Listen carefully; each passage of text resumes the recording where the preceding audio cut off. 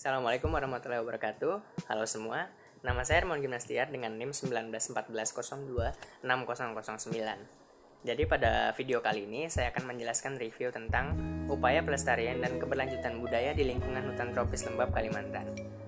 Dalam upaya pelestarian dan keberlanjutan budaya hutan tropis di Kalimantan, terdapat beberapa dinamika dan tantangan yang dihadapi.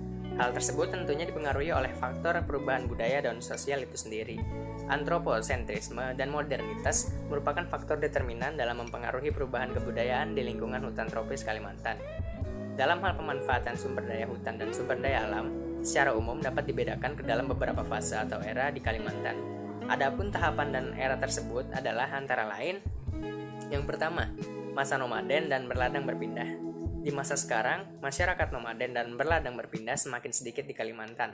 Hanya sedikit komunitas masyarakat Dayak yang masih mempraktikkan pola hidup nomaden. Sebagian besar masyarakat pedalaman Kalimantan, khususnya masyarakat Dayak, telah memilih pemukiman menetap dan pekerjaan tetap. Bahuma, menugal, berladang berpindah adalah salah satu unsur budaya yang berupa sistem mata pencaharian atau ekonomi masyarakat Dayak. Praktik pertanian ini adalah penemuan secara turun-temurun oleh masyarakat adat Dayak di lingkungan hutan tropis lembab Kalimantan. Praktik bertani berpindah ini pula merupakan kearifan lokal dan kearifan lingkungan masyarakat Dayak. Kedua, era pertambangan minyak dan batu bara. Di Kalimantan Timur, minyak pada mulanya ditambang oleh Belanda di Sanga-Sanga, Balikpapan, dan Tarakan.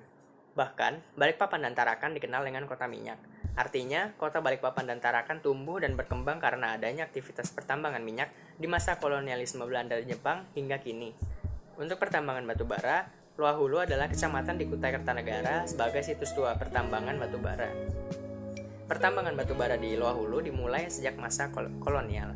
Hingga kini, wilayah konsesi batu bara semakin meluas, termasuk di Samarinda sendiri. Ketiga, era industri kayu, banjir kap, dan pemanfaatan hasil hutan. Era banjir kap ini dikenal sebagai membanjirnya industri perkayuan di Kalimantan, khususnya di Kalimantan Timur. Dalam disertasi Christoph Obizinski di Universitas Amsterdam berjudul Logging in East Kalimantan, Indonesia, The Historical Expedience of Illegality, mendokumentasikan dan menggambarkan bagaimana proses perambahan hutan di Kalimantan Timur. Perambahan hutan untuk mengambil sumber daya hutan berupa kayu tersebut, menurut Obizinski, ditempuh secara legal maupun ilegal. 4. Era kelapa sawit. Perkebunan kelapa sawit di Kalimantan Timur dimulai sejak pada tahun 1982. Pada tahun 1980-an, luas lahan sawit sekitar 294.000 hektar. Luas lahan berkembang pesat sampai pada 2009, yakni ketika menembus angka 7,32 juta hektar. Produksi sawit mencapai angka 31,5 juta ton dengan persentase 80% diekspor ke luar negeri. Dengan kata lain, sekitar 21,5 juta ton produksi sawit Indonesia diekspor ke luar negeri. India, Cina, dan Eropa merupakan target negara importir sawit Indonesia. Pada tahun 2013, pemerintah Provinsi Kalimantan Timur menargetkan program 1 juta hektar sawit. Target tersebut tercapai pada semester pertama 2013, yakni dengan 1.02.284 hektar, setelah pada akhir 2012 Kalimantan Timur mencatat 961.802 hektar lahan sawit. Dengan luas lahan sawit yang luas tersebut, hingga hari ini luasan tersebut makin bertambah. Daerah Wahau, Kutai Timur merupakan sentra pengembangan sawit yang berkembang pesat sampai hari ini. 5. Era ekowisata dan wisata budaya. Era ini telah menandai perjalanan bagaimana alam di lingkungan hutan tropis Kalimantan telah dimanfaatkan oleh manusia. Baik manusia yang telah lama mendiami Pulau Kalimantan, khususnya di Kalimantan Timur, maupun yang datang belakangan untuk melakukan eksplorasi dan eksploitasi sumber daya alam di Kalimantan.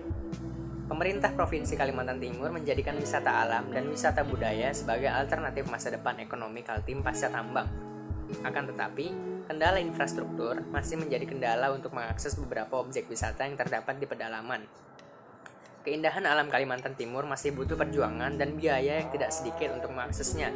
Belum lagi ancaman industri ekstraktif berupa tambang dan perkebunan monokultur berkontestasi dari segi ekonomi dengan pemandangan alam di lingkungan hutan tropis lembab Kalimantan. Upaya mencegah laju deforestasi dan degradasi lingkungan. Terdapat beberapa program dari pemerintah dan masyarakat sipil, khususnya NGO, Non-Government Organization, atau LSM, Lembaga Swadaya Masyarakat, dalam upaya melestarikan hutan Kalimantan. Beberapa program tersebut antara lain program reboisasi, program Kaltim Go Green, dan konservasi hutan. Reboisasi dan Kaltim Go Green adalah program pemerintah provinsi dan kabupaten di Kalimantan Timur. Sementara itu, untuk program konservasi pada umumnya adalah program kerjasama antara pemerintah daerah, NGO internasional yang bergerak di bidang konservasi, dan masyarakat setempat. Program konservasi hutan di Kalimantan, khususnya di Kalimantan Timur, merupakan langkah yang diambil seiring dengan menyusutnya areal hutan tropis di Kalimantan. Pelestarian dan keberlanjutan atau sustainability budaya hutan tropis lembap Kalimantan. Dari sekian banyak program pelestarian alam di Kalimantan, sesungguhnya kearifan lokal dan kearifan lingkungan masyarakat Kalimantan sendirilah yang telah terbukti menjaga kelestarian alam Kalimantan. Sayangnya, pola penggunaan kekayaan alam di lingkungan hutan tropis Kalimantan oleh masyarakat lokal, khususnya masyarakat Dayak, tidak diadopsi oleh pihak luar yang cenderung bersifat ekstraktif dalam menggunakan kekayaan alam di Kalimantan. Pemanfaatan sumber daya alam secukupnya, tidak berlebih, adalah ajaran yang selama berabad-abad mampu menjaga alam, hutan, dan sungai Kalimantan. Modernisasi berikut manusia modern dari luar Kalimantanlah yang membawa perubahan besar dalam pemanfaatan sumber daya alam Kalimantan, yang berpola ekstraktif dan eksploitatif. Hal inilah yang perlu dirubah ke depannya. Atau pelajaran yang saya dapatkan adalah Kalimantan mengalami tahapan era atau fase dalam pemanfaatan sumber daya alam dan sumber daya hutan, mulai dari era nomaden dan berladang berpindah, sampai ke era ekowisata dan wisata budaya. Tugas kita dalam menghadapi perkembangan era atau fase adalah dengan cara melestarikan sumber daya alam dan hutan dengan cara memanfaatkannya secukupnya dan tidak berlebih, melakukan reboisasi pada hutan-hutan yang gundul sampai ke konservasi alam dan lingkungan hutan. Sekian review saya tentang materi bab 8 wawasan budaya hutan tropis lembap Kalimantan. Kurang lebihnya saya mohon maaf. Terima kasih. Wassalamualaikum warahmatullahi wabarakatuh.